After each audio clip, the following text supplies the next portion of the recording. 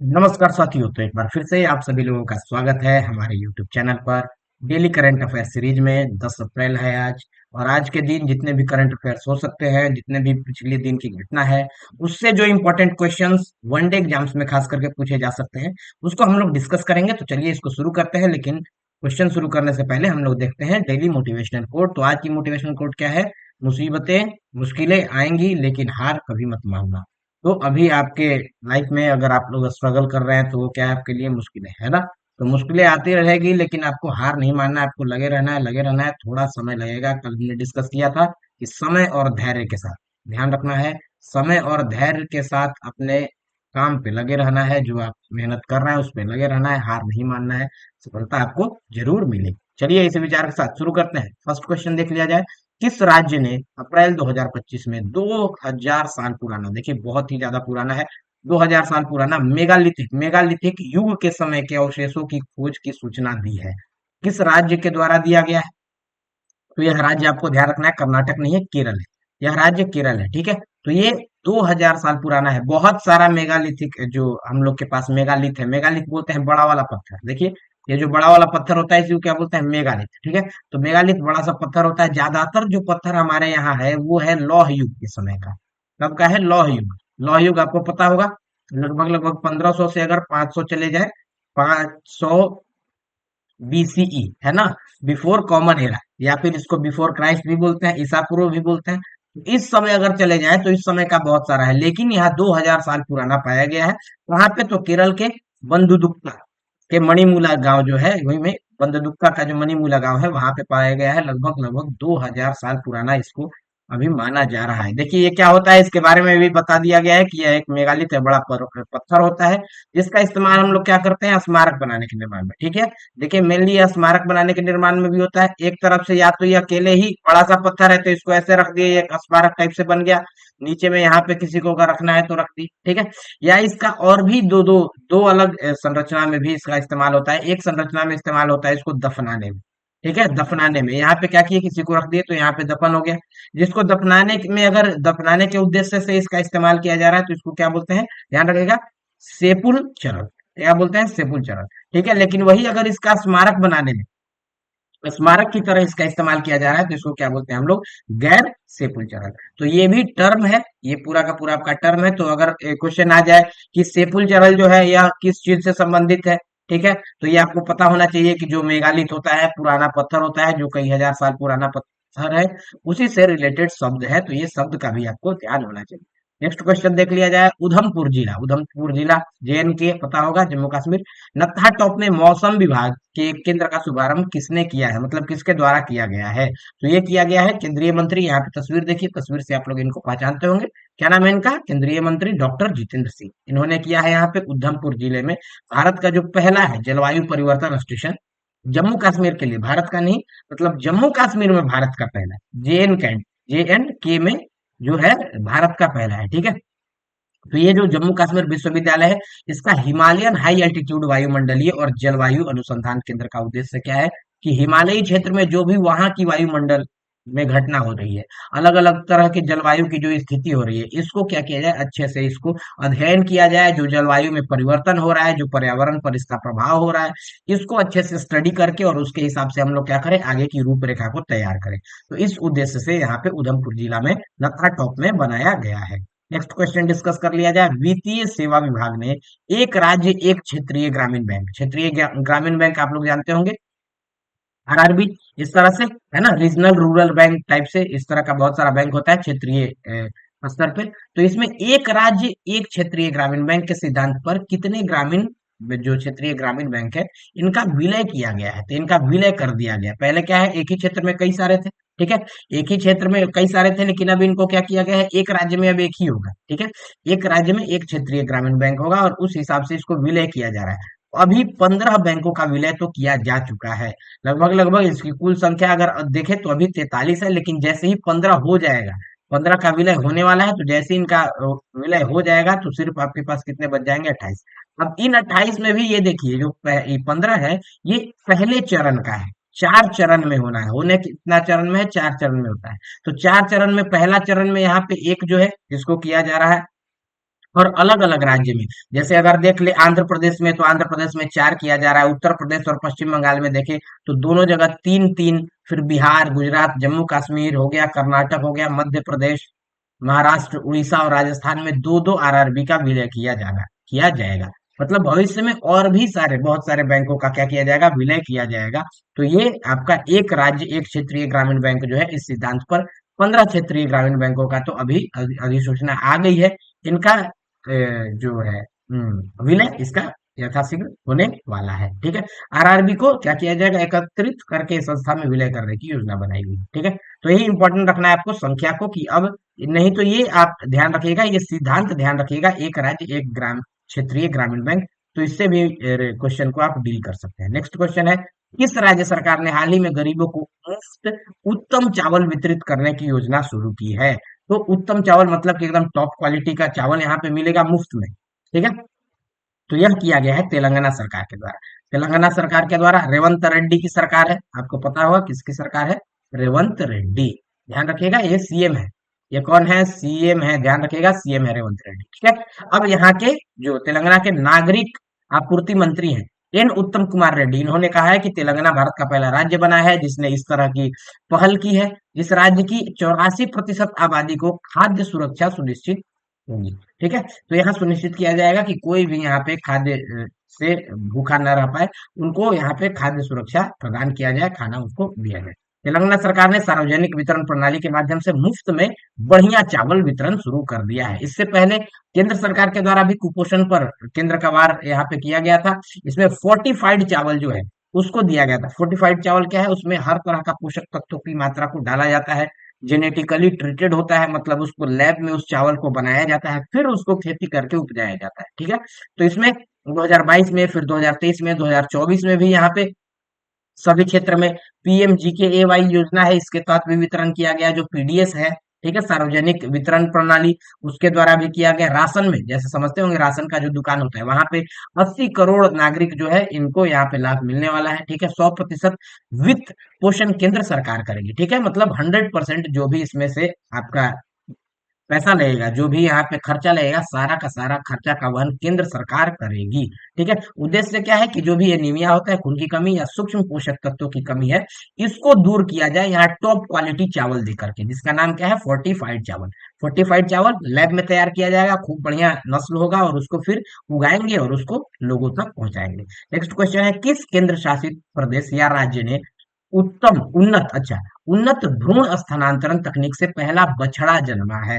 तो पहला बछड़ा कहाँ जन्मा गया है, तो ये पुडुचेरी में यहाँ पे जन्मा गया है।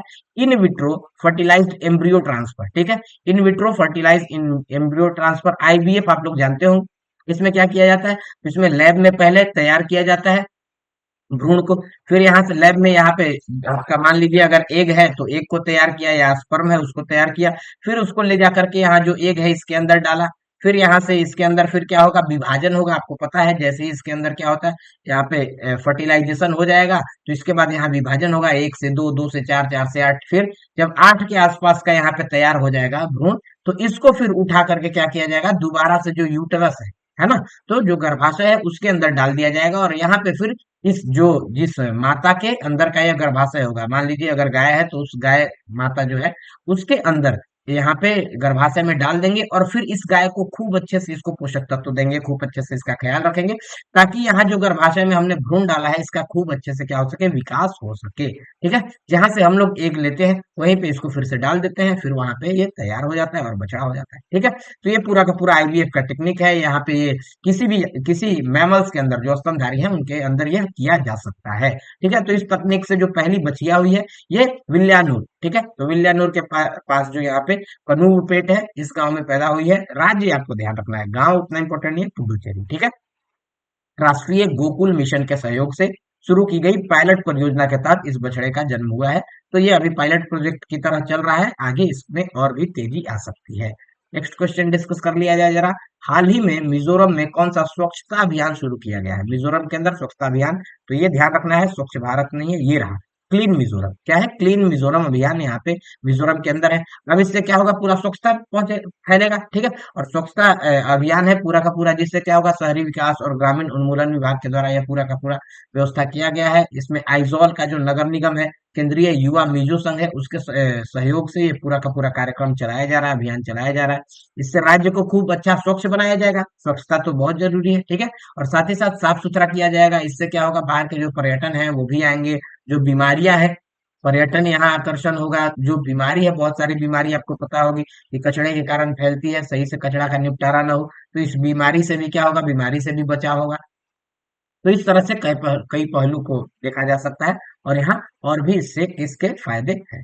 नेक्स्ट क्वेश्चन देख लिया जाए। आरबीआई के अनुसार 2000 के कितने प्रतिशत नोट बैंकिंग प्रणाली में वापस आ गए हैं, ठीक है। आप लोग को पता होगा, पहले एक बार मोदी जी आए थे और बोले थे कि 2000 का नोट अब चलेगा, ठीक है। और फिर उसके बाद धीरे धीरे सारे 2000 के नोटों को गायब कर दिया गया। अब अगर बाजार में मार्केट में जाके देखिएगा, 2000 का नोट आपको दिखेगा ही नहीं, ठीक है। 2000 का नोट दिखेगा ही नहीं, क्यों नहीं दिख रहा है, क्योंकि ये सारे नोट अब फिर से क्या किया जा रहा है, जो बैंकिंग प्रणाली है आरबीआई का, उसके अंदर फिर से इसको खींचा जा रहा है। जो भी बैंक के अंदर आ रहा है नोट, इसको फिर सीधे बैंक के अंदर ही रख लिया जा रहा है, बाहर इसको सर्कुलेशन में नहीं भेजा जा रहा है। और लगभग लगभग 98.21%, मतलब 0.98 प्रतिशत में यही करते हैं ना। 98% को हम क्या लिख सकते हैं, 98/100। और यहाँ दो जीरो है तो यहाँ पे दशमलव बैठा करके इसको 0.98 भी लिख सकते हैं, ठीक है। तो कंफ्यूज करने के लिए ऐसे लिखा गया, 98% का मतलब यही है, दोनों सेम ही है, ठीक है। तो 98.21% जो है नोट, इसको बैंकिंग प्रणाली में वापस ले लिया गया है। अब केवल 6366 करोड़ रुपए के नोट ही है जो जनता के पास है, जो बाहर मार्केट में घूम रहा है। ये भी धीरे धीरे आरबीआई के द्वारा क्या किया जाएगा, खींच लिया जाएगा, और धीरे धीरे इसको अपने पास इसको वापस ले लिया जाएगा। यहाँ पे 2023 में ही इसकी घोषणा कर ली गई थी कि जो भी ये बड़े नोट हैं, ये 2000 रुपए मूल्य वर्ग के, मतलब कि जिसका मूल्य 2000 रुपया है, इस नोटों को क्या किया जाए, आप वापस ले लिया जाए, इसको बैंकिंग सेक्टर में लिया जाए। पता नहीं मोदी जी क्या सोच के इसको लाए थे, लाए भी, अब फिर ले भी रहे हैं। पता नहीं सरकार की क्या नीति है इस बारे में। हाल ही में विश्व स्वास्थ्य दिवस कब मनाया गया, तो विश्व स्वास्थ्य दिवस के बारे में आपको बताना है, तो ये 7 अप्रैल को बहुत सारे लोगों ने मनाया भी होगा, अपने स्कूल में या जिस संस्था में है वहां पे, ठीक है। कॉलेजेस में भी मनाए जाते हैं। विश्व स्वास्थ्य दिवस 1998 में जो प्रथम स्वास्थ्य सभा हुआ था उसमें प्रस्तावित हुआ, लेकिन उसके बाद 1950 से, ध्यान रखना है, सबसे पहले बार 1950 से हर साल मनाया जाने लगा, डब्ल्यूएचओ के स्थापना के उपलक्ष्य में। जो विश्व स्वास्थ्य संगठन है, डब्ल्यूएचओ, वर्ल्ड हेल्थ ऑर्गेनाइजेशन, अगर इसका फुल फॉर्म भी लिख देता हूँ, विश्व स्वास्थ्य विश्व स्वास्थ्य संगठन, ठीक है, डब्ल्यूएचओ, वर्ल्ड हेल्थ ऑर्गेनाइजेशन, ठीक है। तो ये 7 अप्रैल को यहाँ पे स्वास्थ्य मुद्दे पर प्रकाश डालने और साथ ही साथ स्वास्थ्य से जुड़ा हुआ जो जागरूकता है उसको भी बढ़ाने के लिए एक तरह से इसकी शुरुआत की गई थी। नेक्स्ट क्वेश्चन डिस्कस कर लिया जाए जरा। हाल ही में जम्मू कश्मीर और लद्दाख उच्च न्यायालय के मुख्य न्यायाधीश के रूप में किसे नियुक्त किया गया है, तो ध्यान रखिएगा, संजीव कुमार। यहाँ बात चल रही है अरुण पल्ली की। अरुण पल्ली के नाम की सिफारिश सुप्रीम कोर्ट के द्वारा दे दिया गया था, देखिएगा इस पे कभी कंफ्यूज ना हो, क्योंकि इनके नाम की सिफारिश दे दी गई है, लेकिन अभी वर्तमान में यहाँ संजीव कुमार को यहाँ पे जिम्मेवारी दी गई है। क्यों? क्योंकि यहाँ पे सुप्रीम कोर्ट, देखिए बहुत ही यहाँ मैंने लिख दिया है अच्छे से, सुप्रीम कोर्ट कॉलेजियम ने 4 अप्रैल 2025 को यहाँ पे क्या किया है, पंजाब और हरियाणा हाई कोर्ट के जो जज हैं, जस्टिस अरुण पल्ली, इनको जम्मू कश्मीर और लद्दाख हाई कोर्ट का अगला मुख्य न्यायाधीश बनाने की सिफारिश की थी। लेकिन उनकी नियुक्ति अभी तक केंद्र सरकार की मंजूरी की प्रतीक्षा में है। अभी तक केंद्र सरकार ने इस पे अपना जो है निर्णय वो नहीं दिया है, इस कारण अभी तक निर्णय नहीं आया है। तो अभी कुछ समय के लिए, जब तक ये निर्णय नहीं आ रहा है, तब तक के लिए यहाँ पे जस्टिस संजीव कुमार को कार्यवाहक, देखिए स्पष्ट मैंने लिखा हुआ है, कार्यवाहक मुख्य न्यायाधीश नियुक्त कर दिया गया है। अब यहाँ पे कुछ डिस्कशन चल रहा होगा, डिस्कशन के बाद यहाँ पे निर्णय आएगा कि होना चाहिए कि नहीं होना चाहिए। नेक्स्ट हम लोग टॉपिक डिस्कस कर ले, विश्व होम्योपैथी दिवस। प्रतिवर्ष 10 अप्रैल को मनाया जाता है, माफ करिएगा 10 अप्रैल। अब होम्योपैथी के जो जनक है, doctor Christian Friedrich Samuel Hahnemann, इनका हैनीमैन नाम है, ठीक है। इतना लंबा नाम अगर नहीं भी ध्यान रखेगा तो हैनीमैन जरूर ध्यान रखिएगा, ठीक है। हैनीमैन की जयंती का प्रतीक है, इसी कारण इसको मनाया जाता है। स्वास्थ्य देखभाल में योगदान को उजागर करता है और इसके लाभ और उपयोगों के प्रति जागरूकता बढ़ाने के लिए हर साल इसको वर्ल्ड होम्योपैथी डे हम लोग मनाते हैं। होम्योपैथी का सिद्धांत क्या है, जैसा रोग वैसा ही उपचार, ठीक है। लाइफ वर्सेस लाइफ, ठीक है। तो ये तो आपको पता होगा, अगर नहीं पता है तो इसको लिख लीजिएगा, क्योंकि ये भी इंपॉर्टेंट है। जीके जीएस का यहाँ से क्वेश्चन आ सकता है कि होम्योपैथी का सिद्धांत क्या है, तो जैसा रोग वैसा ही उपचार। इसमें पौधा खनिज हो गया, जानवरों से प्राप्त जो अत्यधिक पतले तत्व है जो इसमें डाइल्यूटेड यहाँ पे लिक्विड मिलते हैं, इसी से के रोग का उपचार किया जाता है। ठीक है। हालांकि मुख्य धारा में चिकित्सा में इसे लेकर संदेह बना रहता है, क्योंकि बहुत ज्यादा इस पर रिसर्च नहीं होता है। क्या दिक्कत है कि बहुत ज्यादा रिसर्च नहीं होता है, इस कारण इसको ज्यादा वैल्यू भी नहीं किया जाता है। लेकिन फिर भी बहुत सारे बीमारियों के लिए जो होम्योपैथी है, ये बहुत ही कारगर साबित होता है। ठीक है। शोध और शिक्षा और जागरूकता के माध्यम से होम्योपैथी के विकास को बढ़ावा देना है, ताकि और ज्यादा इसमें शोध हो सके। जो पारंपरिक चिकित्सा है उसके साथ इसके समन्वय को और भी प्रभावी उपयोग में लाना है। साथ ही साथ आम बीमारी के इलाज में इसकी जो प्रभावशीलता है, जितना अच्छे से आम बीमारी को यह ठीक कर देता है, इसकी सुरक्षा और समग्र उपचार जो क्षमता है, उस पर चर्चा करना है, जागरूकता फैलाना है, ताकि ज्यादा रिसर्च हो सके, उस पर शोध हो सके, उसके बारे में जागरूकता फैले, नए नए लोग उससे जुड़े, नए लोग जुड़ेंगे तो ज्यादा बेहतर इसमें रिजल्ट आएगा। नेक्स्ट नेक्स्ट टॉपिक है यहाँ पे, आप लोगों ने यह खबर देखी होगी, ब्रह्म कुमारी संस्था की जो आध्यात्मिक प्रमुख थी, इनका नाम क्या है, रतन मोहिनी। तो इनका यहाँ पे क्या हो चुका है, निधन हो चुका है। इनका जन्म के समय तो इनका नाम क्या था, लक्ष्मी। जन्म के समय क्या नाम था इसका, लक्ष्मी। लेकिन बाद में इनका नाम यहाँ पे क्या पड़ा है, दादी रतन मोहिनी, दादी रतन मोहिनी। ठीक है। 1925 में ही जब भारत में मतलब विभाजन हुआ है, उससे पहले की ही इनका जन्म है। और अभी 2025 में इनकी मृत्यु हो गई है, 100 वर्ष की आयु में। ध्यान रखिएगा, 2021 यहाँ पे डेट आप लोग को ध्यान रखना है कि 2021 से लेकर के अभी तक ब्रह्म कुमारी संस्था है, इनकी प्रमुख प्रशासिका यही थी। ठीक है। यही हेड थी, इन्हीं के द्वारा यहाँ पे चलाया जा रहा था। ठीक है। एक समृद्ध और धर्मपरायण परिवार में जन्म हुआ। यहाँ भारत पाक का विभाजन हुआ, उसके बाद भारत में आ गई, क्योंकि सिंध में इनका जन्म हुआ था। कहाँ हुआ है, सिंध। सिंध आपको पता होगा, सिंध है पाकिस्तान। ठीक है। तो इनका संपूर्ण जीवन जो है शांति है, नैतिक मूल्य और आध्यात्मिक चेतना के लिए समर्पित रहा है। ब्रह्म कुमारी से पूरा का पूरा एक, आप लोग देखते होंगे टेलीविजन पे शो वगैरह भी आता है ना। तो ब्रह्म कुमारी नाम से पूरा एक संस्था चलता है, अध्यात्म के रूप ऊपर यह काम करता है। ठीक है। तो इसी के साथ जितना भी करंट अफेयर्स है, कितना जितना भी अपडेट्स है, उसको हम लोगों ने डिस्कस कर लिया है। अब आपको लगता है कि वीडियो आपके लिए हेल्पफुल है, तो वीडियो को लाइक करना ना भूलें, लाइक कर दीजिए। इसको लाइक करने के बाद मित्र लोग के साथ शेयर कर दीजिए। शेयर करने के बाद यहाँ सब्सक्राइब का बटन भी दबा दीजिएगा। बहुत सारे लोग देख रहे हैं वीडियो, लेकिन सब्सक्राइब नहीं कर रहे हैं। सब्सक्राइब करके और बेल आइकन को जरूर दबा दीजिए, क्योंकि अगला जो भी वीडियो होगा, जो भी सेशन होगा, जितना भी लेक्चर होगा, सब इसी चैनल पे आएगा। और इसकी सूचना फटाफट आपको कब मिलेगी, जब आप लोग बेल आइकन को दबा दीजिएगा, जब ये घंटी को दबा दीजिएगा, तो सूचना आपको फटाफट मिल जाएगी। ठीक है। इसी के साथ सेशन को समाप्त करते हैं, मिलते हैं एक नए सेशन में। तब तक आप लोग अपने स्वास्थ्य का ख्याल रखें। जय हिंद, जय भारत।